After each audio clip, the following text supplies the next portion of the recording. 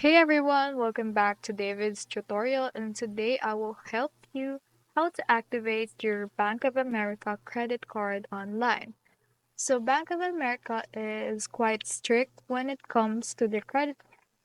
So it says here that the quickest way to activate your personal credit card is with your online banking ID and your passcode, which is you're the only person who knows this.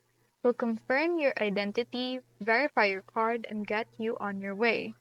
So if you don't use online banking yet, simply enroll to activate your credit card. So how do you do that? You should just type in the secure.bankofamerica.com and enroll in online banking. But if you already have an online banking, then choose this one, which is sign on to online banking. With that, you can now activate your credit card via their official credit card online thing.